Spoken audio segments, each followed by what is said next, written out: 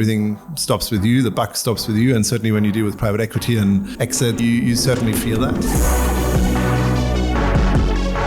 I'm Stephan Burow, and I'm the CFO of Lintbells, and we're in the space of improving the lives of pets. The common conversation we have with people looking to get to a CFO role, and in particular break into private equity-backed businesses as well, is you must have private equity experience to be a private equity CFO.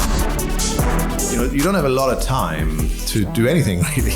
So you need to be able to very quickly understand the business, so P&L, how does it work, what are the ratios, what are the levers, etc. You need to understand your customer base, you need to understand your supplier base. So you need to be able to very, very quickly, ideally within 90 days, no more than that, have a view of that to then understand, well, where do you need to go after? What is a more burning platform and what is working? What's been the biggest challenge in making that transition for you?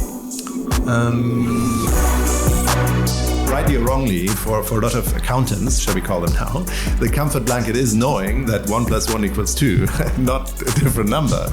And therefore, they are uncomfortable when they need to provide a number that they can't quite reconcile. You're going to go to your chief people officer and ask for a lot of stuff that you've never asked for before, and I can't really tell you what it's about.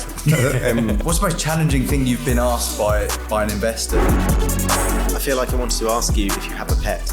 I don't know why, but I've been thinking of it a while you're talking. Yeah, it would be unacceptable if I didn't.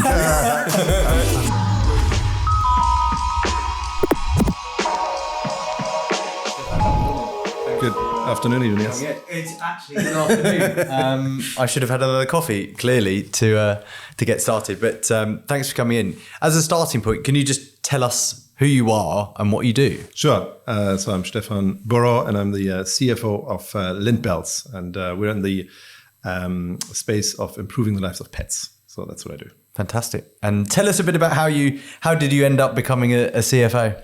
I'm not sure I was always destined for it, to be honest with you. So I went to boarding school in Scotland, so that's what took me to the UK. And then after that, I wasn't quite sure what I was going to do at uni. And I was going to go down the route of science. And my family were suggesting that might be very interesting, but maybe not that interesting. And so I ended up doing a business degree. And then I was very lucky that I ended up on the Unilever grad scheme in finance. And that kind of took on a journey of its own. And so, I pursued that. And then I felt, obviously mathematics helps and you get to see lots of the business. And so then I started to think maybe this is the right thing for me, and just pursued my career and always sought out opportunities, and then moved on. So that's kind of it.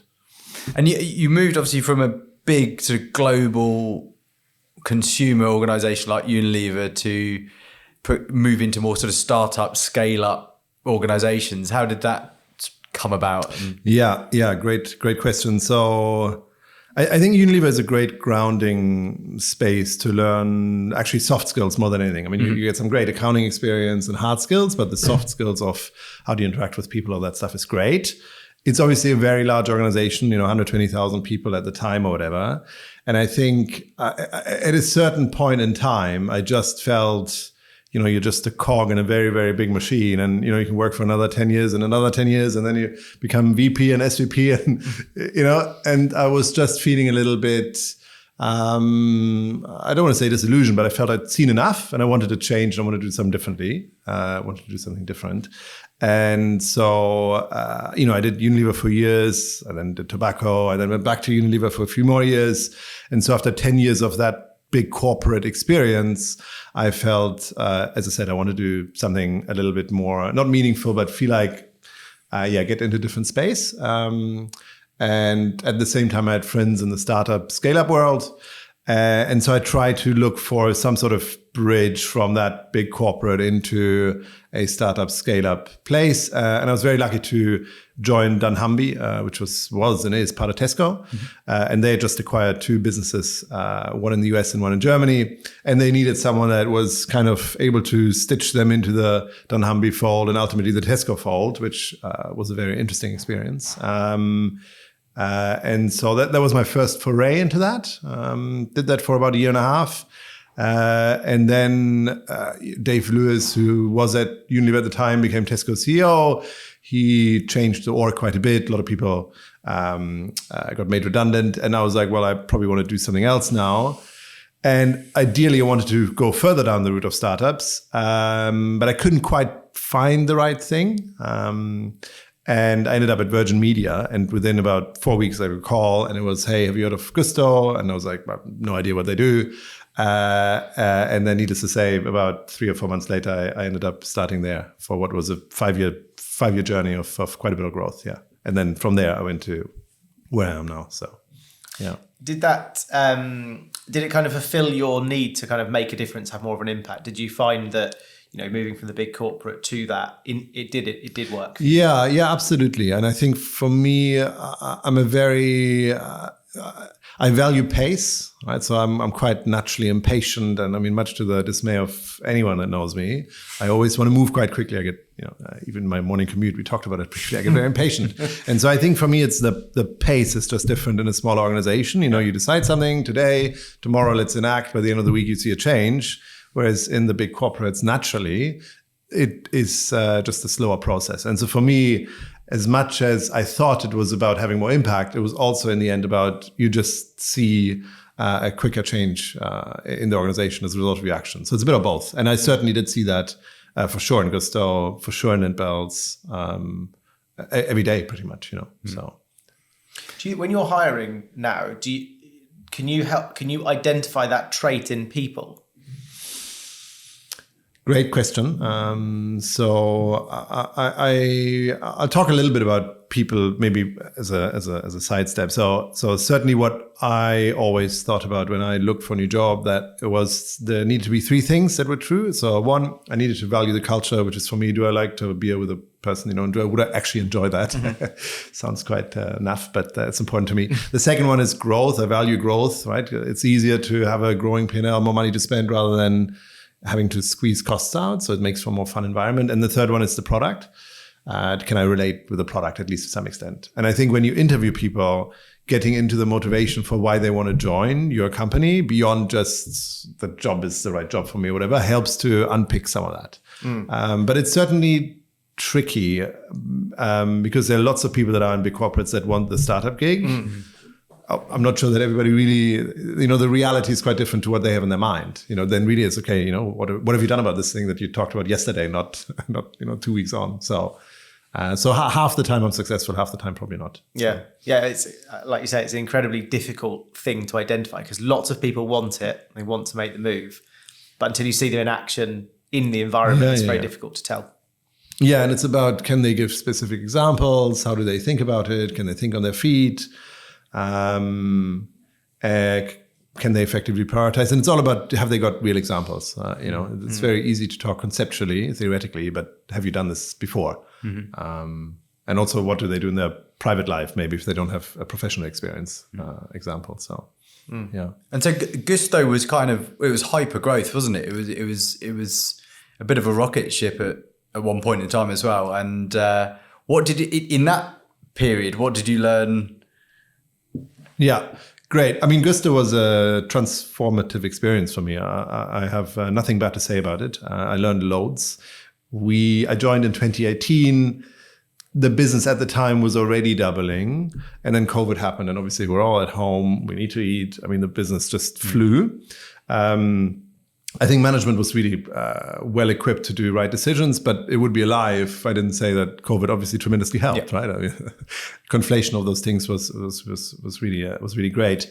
I think what I learned is really coming back to pace. The greatest impact is if you move at pace, and the quicker you can affect change, the better. And the other one is that, the real application of 80-20, as in, not everything has to be 100% perfect for us to add value to our organization, and being very intentional with where do you need to get it absolutely right, and where actually is 80-20 good enough, or even 50-50 or whatever it is, right across financial decisions, hiring decisions, setup of teams, anything really.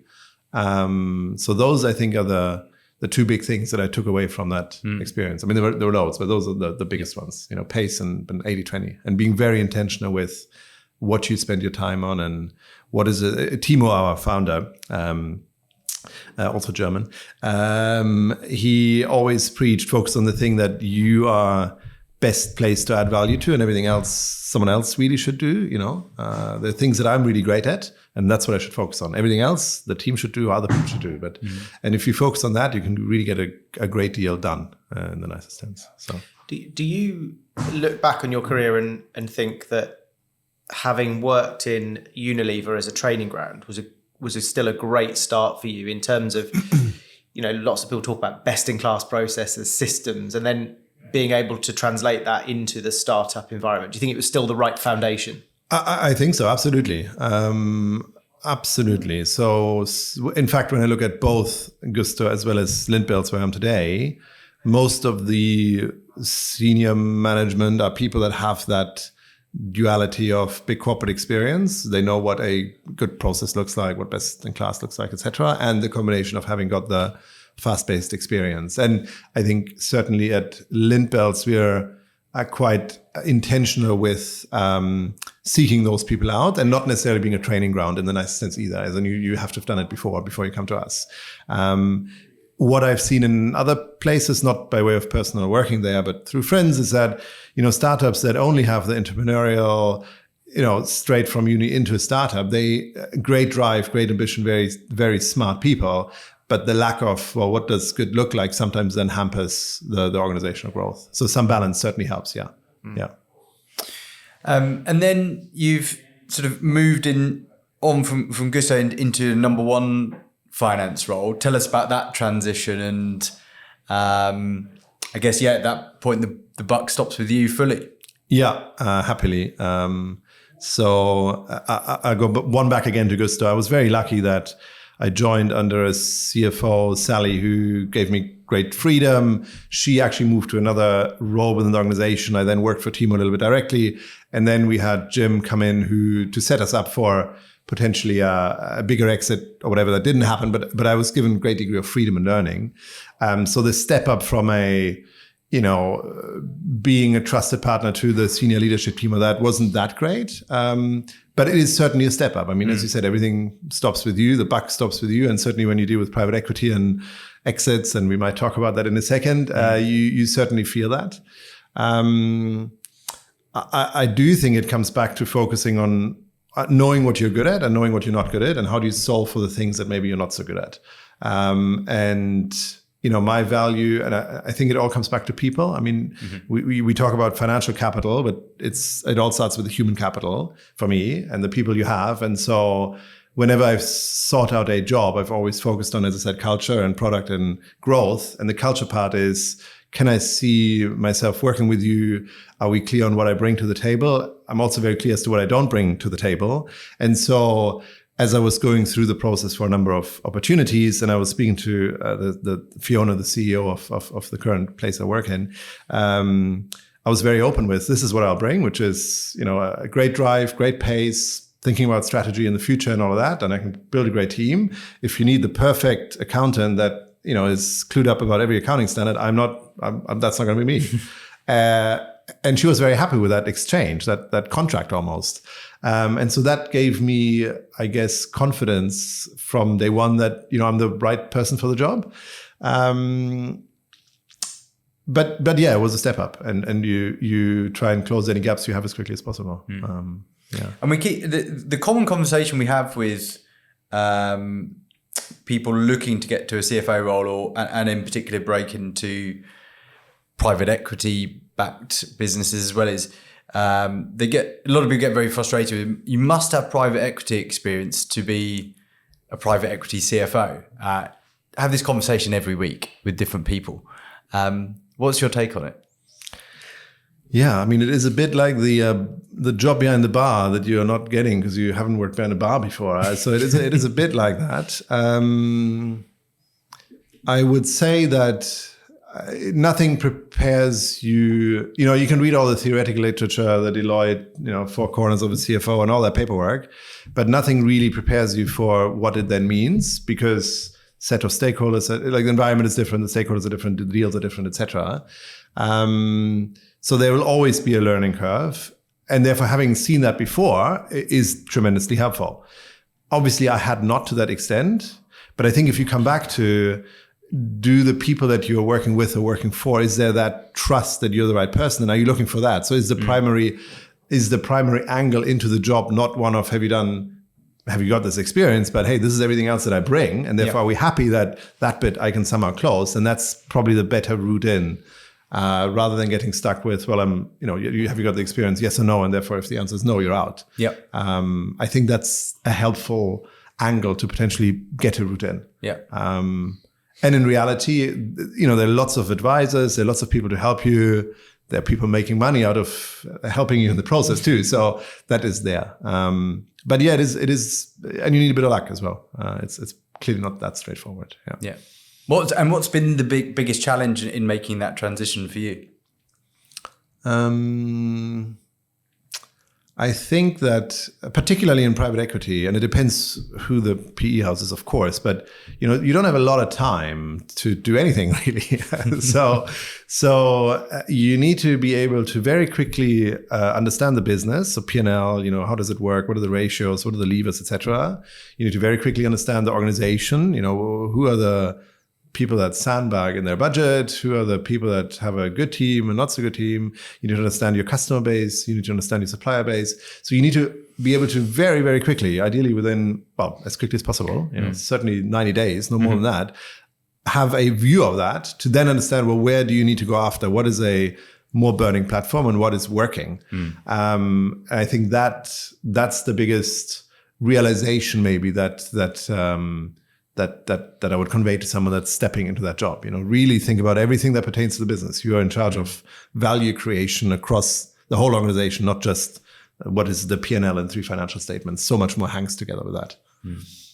Yeah, and I think you talked about the pace and that you don't get much time to do anything. So that kind of bit that's quite hard for some finance people, the 80-20 decision making, being able to kind of provide an answer, even if it's not the perfect answer to the PE house, I guess is really important. They kind of need to know that you've got your finger on the pulse and you can gauge something quite quickly for them. Yeah. And I have lots of conversations with even people in my team around this, because I think rightly or wrongly for a lot of accountants, shall we call them now, the comfort blanket is knowing that 1 + 1 = 2, not a different number. And therefore they are uncomfortable when they need to provide a number that they can't quite reconcile. And I always try and convey that anything that's a historic actual number, we should have, we should know the facts. Anything that is there to aid future decision making, ultimately, whatever number I tell you is going to be wrong because I can't predict the future. And so my guide is always, the moment we talk about budgeting or forecasting or planning for the future, directional, it's most likely going to be good enough, and it's just a muscle you have to practice. I mean, even today I have conversations I had a conversation this morning around what's the shape of the plan, and she asked me some questions, and I can give her the 60-minute answer, or I can give her the 1 week answer, and the difference is probably not going to make a difference to the decision in the nicest sense. So, yeah. Tell us. So, and again, the other thing we get asked a lot about is the exit process. Obviously, you were fortunate enough to be involved in a recent private equity exit and sale process in a time where there hasn't been many of those in the last sort of 12, 24 months actually. But what can you tell us about that experience? Yeah, I won't tell you how long it really took to get the deal done when we really started. And it's a fascinating experience. I'm thankful to some of the experience I had at Gousto, because what certainly helped with Timo being ex-banker back in the day is his awareness of you need to get your house in order as far as numbers and data is concerned. And so certainly anyone that is thinking about an exit in whatever environment, you need a certain runtime, prep time to get your house in order.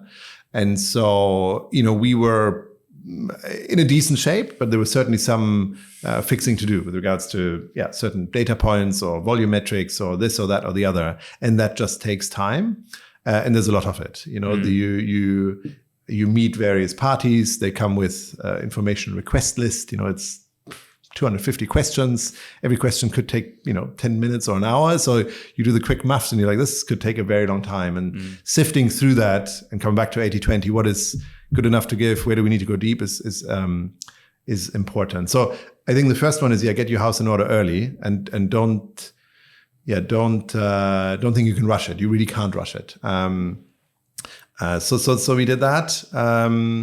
I think the other thing that was an experience or learning or something I would convey is that there are loads of parties in the mix, right? So I don't just mean who you might sell the company to, but you might have a founder, you might have other shareholders, you have your tax advisors, your legal advisors, the bankers, you have your C-suite, you have your CEO, you have your own opinion, and so managing everyone's opinion and understanding ultimately which ones, in the nicest sense, matter and which ones might be right but don't matter.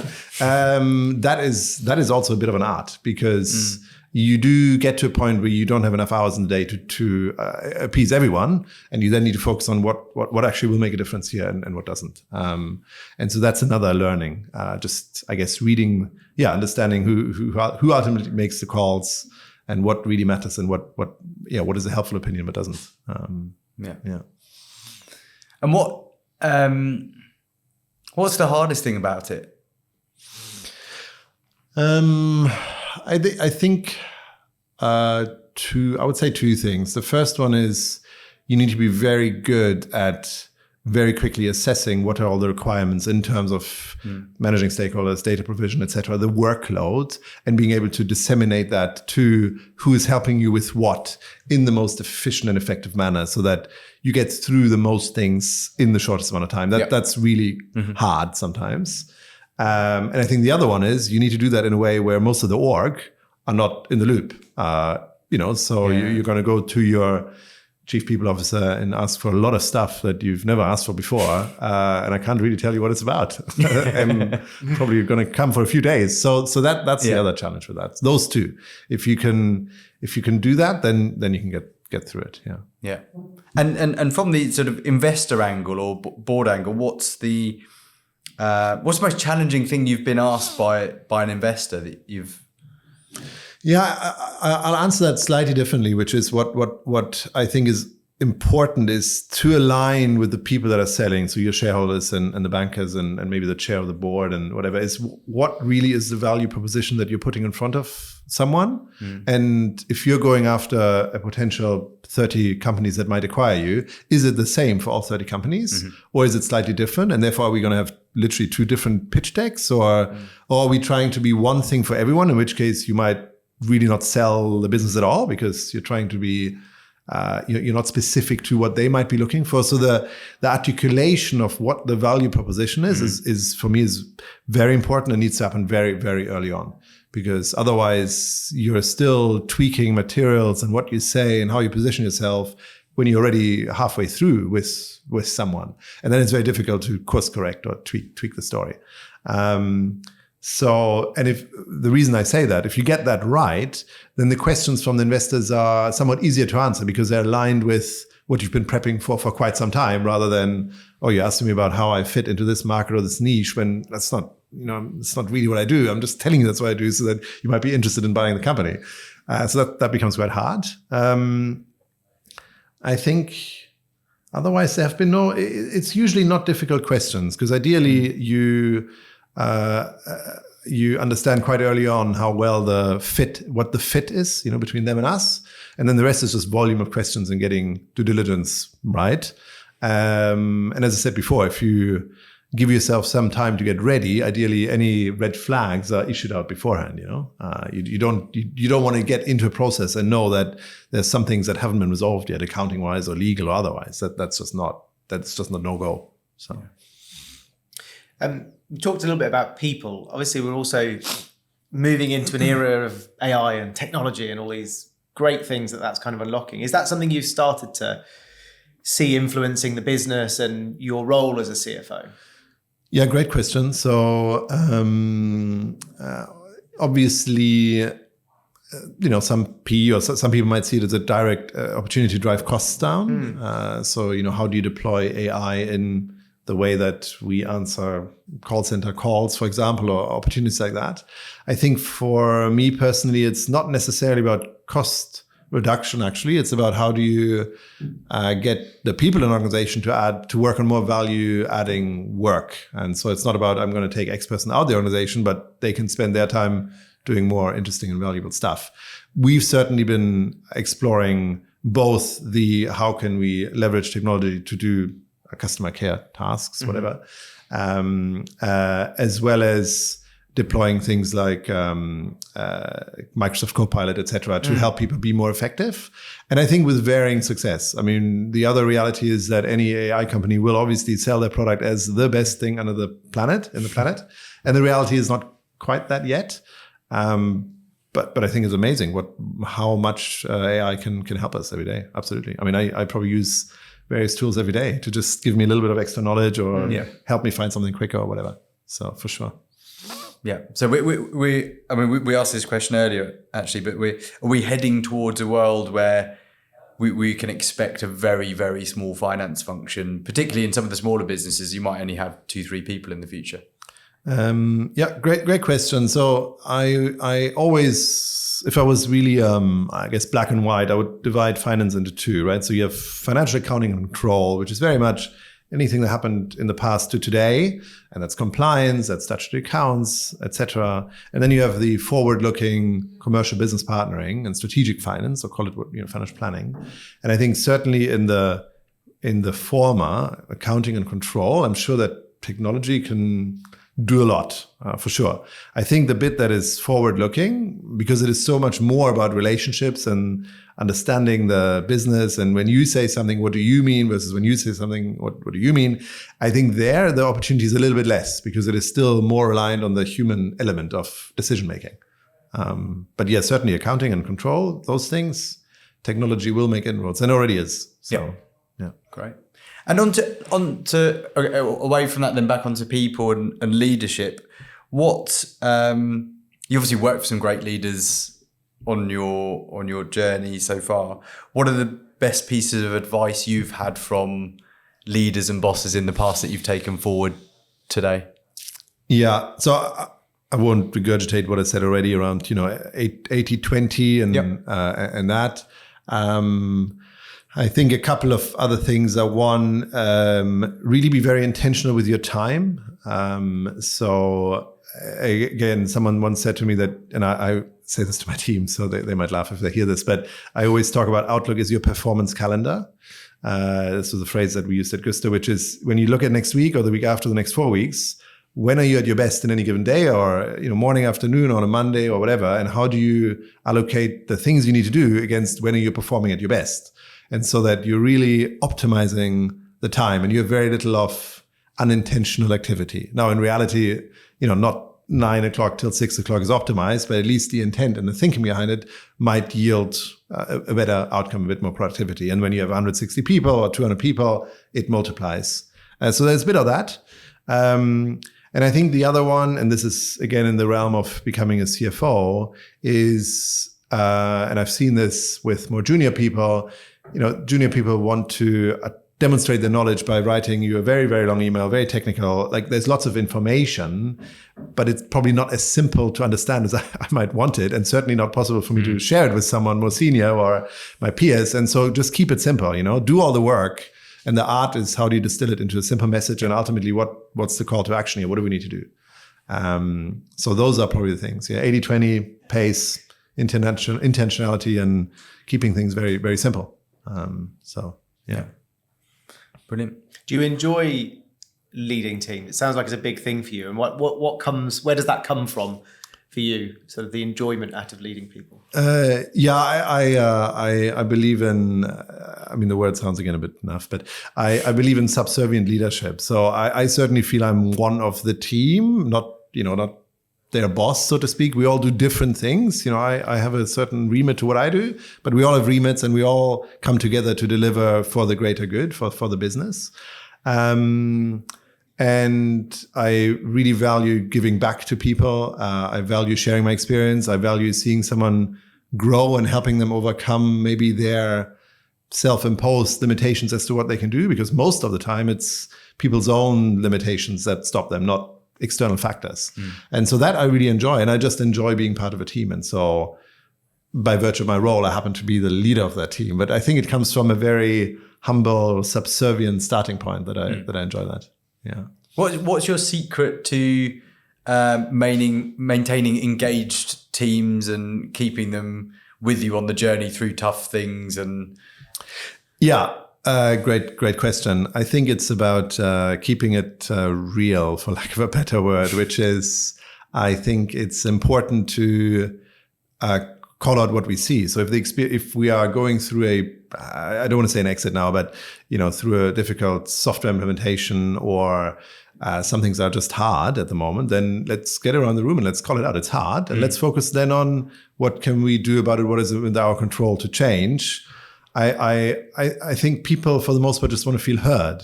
Half the time, in my experience, they don't necessarily even want a solution. They just want to feel heard, and that's certainly what I always try and listen and give people the time. Like, how are you doing? Tell me generally. Let's talk about it. And then equally, though, focusing on what can we do to help? What is within our control? And following up with that. So I think we can all improve the lives of the people that we work with. And so if you commit and you do an action that changes their experience, that is very, very helpful. And that's all. And as long as people feel, coming back to the culture and the product, that they feel connected to the purpose and what we do here, and you have a boss that you value, then for the most part, that maintains engagement. Most people don't leave a company; they leave their line manager. Yeah. So, that's what I would say. Just be real, open, and honest. And is it hard to balance? Obviously, sort of and there are obviously all different flavors and shades of private equity these days, and styles within that. Is it hard balancing the quest for value creation, growth, potentially selling a business,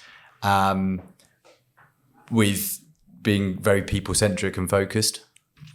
Yes and no. Yes and no. It would be wrong to suggest that ultimately it is about driving shareholder value, and that is expressed in pound or dollar signs. Yeah, for sure. I think, though, if you can convey that there'll always be more things that we can do, and if you therefore can convey that we will do the best we can with the resources we have, and we will recognize and reward people against the work they do, then that's okay. And if ultimately it means the organization changes and some people join or some people leave, and therefore the capacity we have changes, it doesn't really matter, as long as you just are very clear on what are we going to do with the people that we do have, or the financial, the budgets we have. Or it's not necessarily about people, right? This is how much money or people we have. This is what we're going to do. Are we happy with that? Great. And then we move. And if that envelope shifts, that's okay as well. And I think, again, if people feel, if you can have a real conversation about it and people feel connected to the purpose, then it just about works. I think without that, without a purpose or without decent leadership, it becomes very, very difficult very quickly, for sure. Yeah. We've talked a lot there now about other people and how you lead people and things, but how do you look after yourself in what is obviously a very stressful role as the leader of a growing, scaling private equity business? Great question. I mean, I'll answer this, but I'm going to go on a tangent. I think the advice I would give, certainly my daughter when she grows up, is you should probably do something you really enjoy doing, because that helps. And so in my case, the job is stressful, it's demanding, but I enjoy the job as well. And so I'm not fighting an inherent, oh my God, it is too stressful, I don't like this, I want to get out of here. And therefore it is easier to then manage it. But I'm also flexible with my diaries, to come back to intentionality. If I need to do I'm going to make it up, a Friday morning swim that is from 8 to 9 or 8:30 to 9:30, I'm going to take that time and do that for myself, because I know that gets the best out of me for the rest of the day. Yep. And it comes back to culture. If the culture organization is one where we all understand that life and work can't really be 100% separated usually, and you have an acceptance, then it makes it easier to manage those demands. That said, sometimes you have some troughs and it's fine, and sometimes you have some very stressful days. But I think that's also part of the equation. I mean, you get paid a great deal of money to do that. So, do you also impart that advice through the culture? Because certainly I remember earlier in my career, I didn't feel like I could do that. You kind of felt like you had to be there, you had to do this, you were in at a certain time in the office. That's changed a bit now, obviously now for us as business owners and for you as a leader, but does that transcend the team, or is it still something that... No, I certainly encourage the team to take the space they need to perform at their best. And certainly I'm not someone that, I don't need you to tell me every time you're going to leave a bit earlier, come in a bit later. What I'm going to spend time on is what are the things you want to achieve this quarter. And let's get really tight on that, really smart. I know that sounds, again, a bit, repetitive, but smart objectives, specific, measurable. Is it in your control? And if we're agreed on those, then quite frankly, how you go about achieving those, that is really up to you. And obviously there's a day-to-day BAU element to your job, which I trust gets done. But if you're able to deliver all these things that I think are needed in a fraction of the time, I mean, good for you in the nicest sense. So certainly I try and imbue the same in our place of work. Yeah, for sure. For sure. And your role, this seems to be quite a common theme of people that we speak to as well. Your role has expanded beyond just the finance remit in recent times. Tell us about that and how you balance that. Yeah. And I think the motivation here is not necessarily about CFO having a greater control over expenditure. It's not that. It's also about organizational agility and the fact how many, what's the right org structure in terms of reports for the CEO and all of those things, and how do you make decisions quicker. So that was part of the context to the decision to move, in my case, technology and people into me. Technology is very close. Well, actually both technology and people are close to my heart. So I have a natural interest in it. I want to get involved in the conversation. I already said that everything starts and ends with people in the nicest sense. And technology, as we spoke about a moment ago, is an ever greater enabler to productivity and change, and also, I guess, profitability at the end. And so I'm on this journey of getting ever closer to, what is the technology strategy here? What's the people strategy here? And how do we all bring it together to then ultimately drive shareholder value again, for sure. Yeah. You've enjoyed that challenge of taking on more. Is that something that's inherent to you for now and the future? You kind of want to continue to evolve what you do and how you contribute.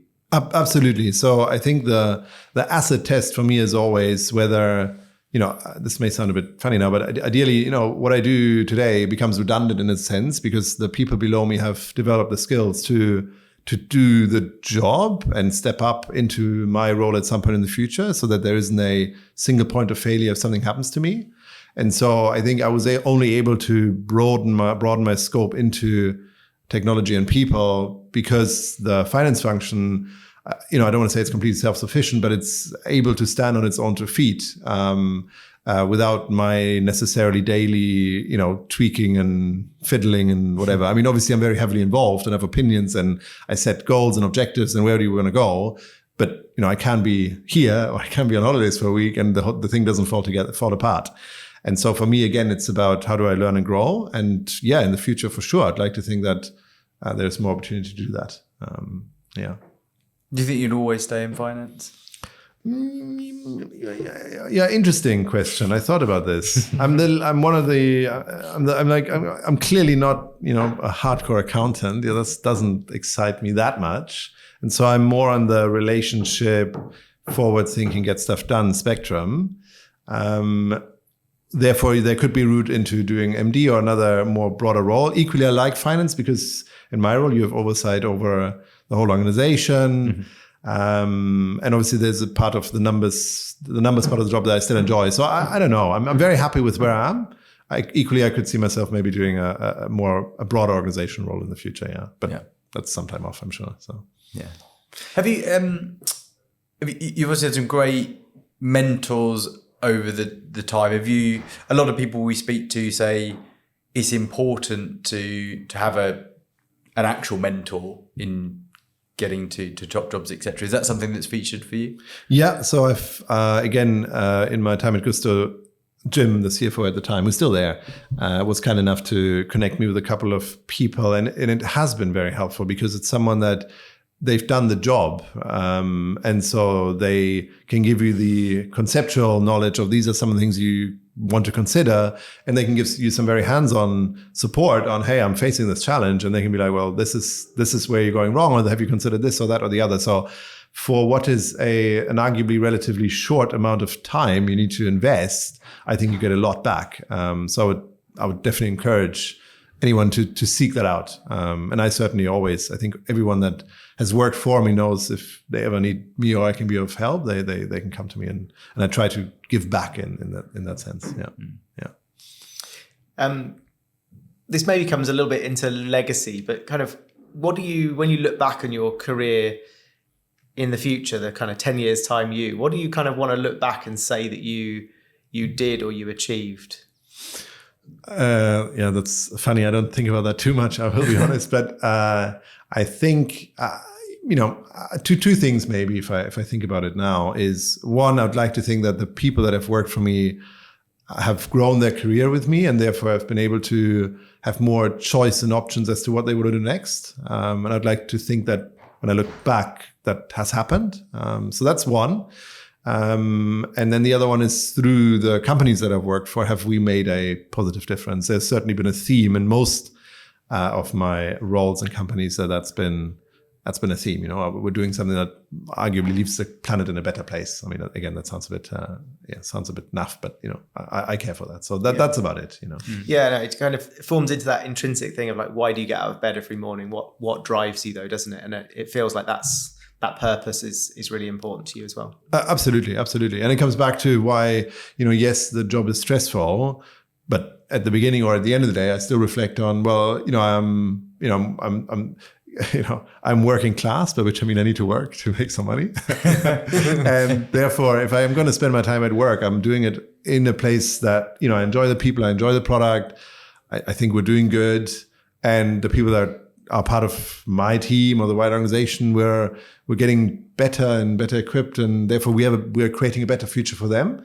And that helps to offset the stress or how you feel about it, for sure, 100%. And I think the older you get, the more that matters. Certainly when I was coming out of uni, I'll be honest, that mattered a bit less. Clearly, you want to get a good job, earn a bit of money, and whereas now it certainly is more important, for sure. Are you? We've obviously been through some really challenging times in the last 5 years, and hopefully now we've got some big political things out the way. Last year, there's a bit more clarity on direction of travel or what the future might look like. Are you heading into this year optimistic? Yeah, I think so. So when I think about what we do, so as I said, we're in the business of improving the lives of pets. The TAM, so target addressable market, is still very, very big. So it is one of the most resilient categories there is. In some cases, people spend on their pet before they spend on their children. So that makes it rather resilient. And so from a macro context in terms of industry, very positive.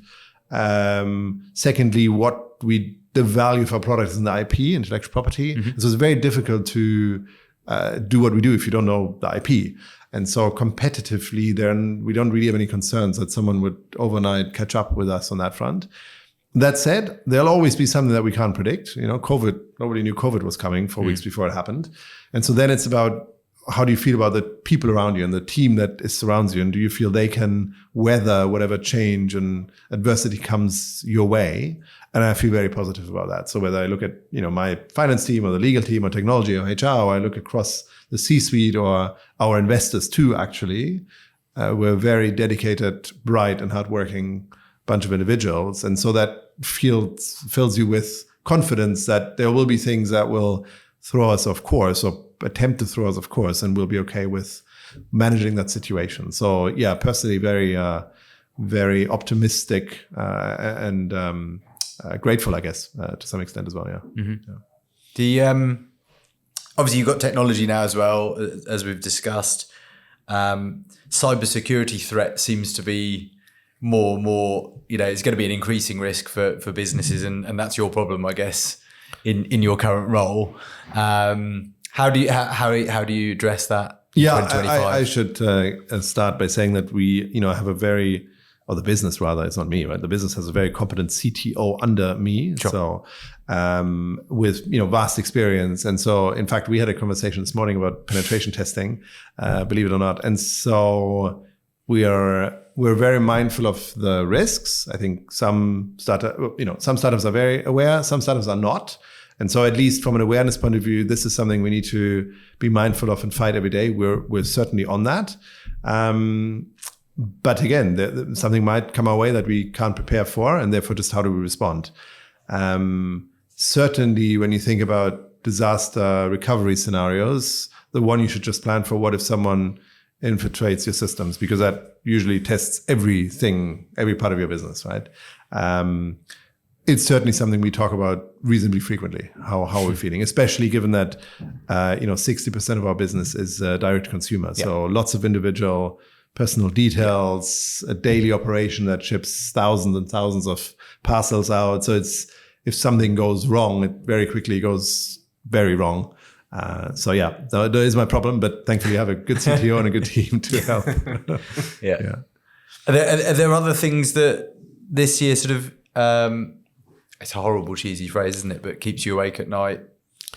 I think probably two things. So again, I keep talking about human capital, and for all my intent to drive an engaged culture, and for all me wanting to be real and listening, I'm very mindful that things happen in people's lives, so they might take a different decision. And so I'm always thinking about and hoping for the fact that the people that we have stay in the business in the way they are, and they continue to push the boat in the same direction, but people might choose to leave, and that always creates challenges. So that's one.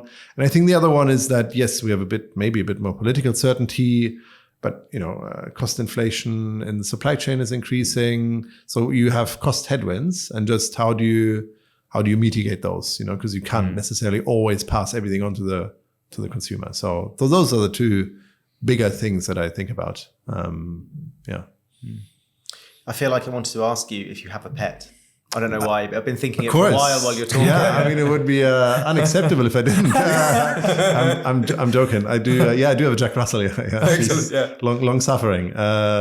We do hire people that don't have pets, but it is sometimes funny when you go through the interview process and people almost express a distaste or dislike, and I am starting to question what we do here, right? And I have a Jack Russell. Yeah. The person that comes in says they're allergic to dogs. We can't do anything about that, but.